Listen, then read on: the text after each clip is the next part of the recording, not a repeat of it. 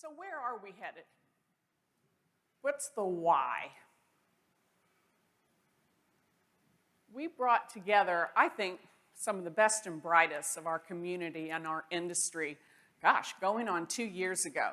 Our board of directors, our leadership council, many of you at the chapters and part of our community, and we said, if digital transformation is all over the place and means so many different things to different people, why don't we try to define it? And we did, and we said, let's define it in information-driven terms. Hey, that's our language. That's the currency in which we're all comfortable.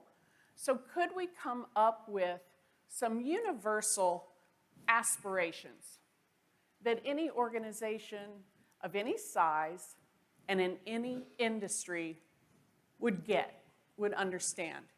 And we did that. And we came up with 4 of them. And we've been talking about that now for a while. But we always need to start at this one place, because this is the place from which everything else flows. And it is a drive and a need to anticipate the customers, sometimes before they even know what they want. And why is that? Because we are in a consumerized, appified world. Look at all of us. And we realize that the true digital transformation leaders are those organizations that make it easy for you to do business with them. Easy in a few ways. One is the product itself. Does it simplify? Does it enhance our lives?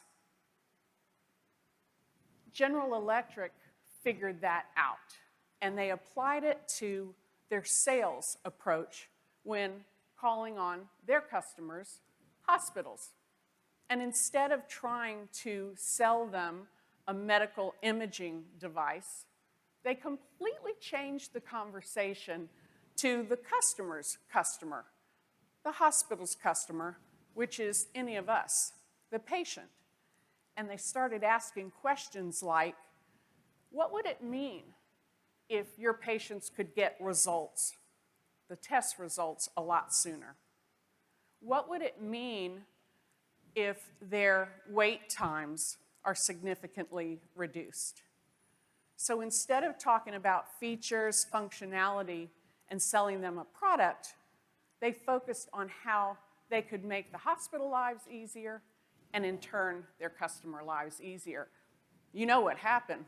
Their sales went up. So easy in terms of the product itself. It can't be lame. You've got to articulate how it simplifies life. And also easy in the way we deliver that product. How easy is the engagement?